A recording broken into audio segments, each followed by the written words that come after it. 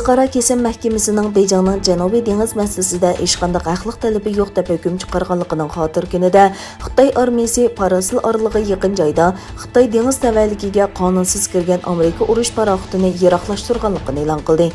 Gollandiyaning Gagadagi xalqaro kesim sudi 2016 yili 7 oyning 12 kuni Xitoyning Janubiy dengizda tarixiy haqqi yo'q deb hukm chiqargan edi.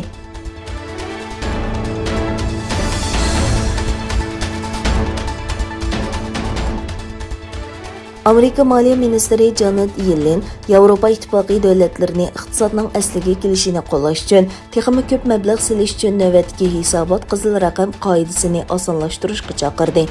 Bir yo'silda Yevropa İttifaqıning maliya ministrlari yig'iniga qatnashgan Yellen mundaq dedi: "A'zo davlatlar qo'shimcha maliya tadbirlarini astoydil o'ylashib, davlatining va yer sharoitining kuchli asliga kelishiga kafolatlik qilish kerak."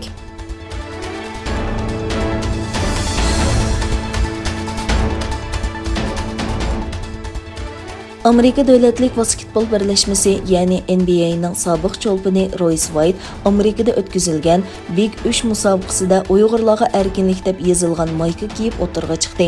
Bu dаңlıq basketbol mahiri musobaqadan keyin taratqularga so'z qilib, Xitoyni Sharqi Turkistonda Uyg'ur va boshqa Turkiya xalqlariga qaratilgan kishilik huquq tafsirchiligini to'xtatishga va jazo lagerlarini taqashga chaqirdi.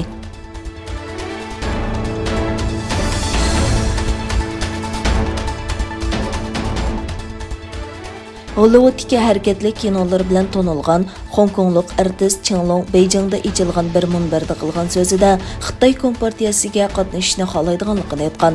Hong Kongdagi demokratik harakatlarni bostirgan Xitoy Kompartiyasi Uyg'urlarga irqiy qirg'inchilik qilish bilan ayblanmoqda.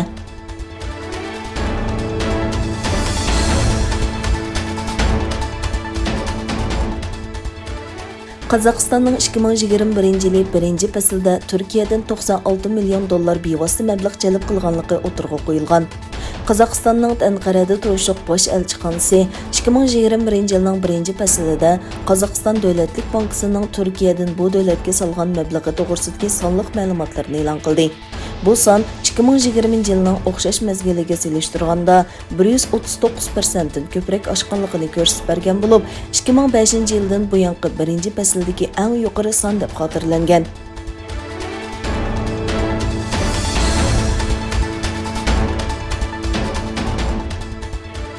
Anqarada Sabilu Reşat Türkiye jurnalları birligi tarafidan o'tkazilgan kitob yərmənkisida Şərqi Türkistan haqida ma'lumot berish yig'ini o'tkazildi va Uyg'ur shoira Nurala Göktürk xonim bilan Hamid Göktürk apandi taklif bilan qatnashib so'z qildi.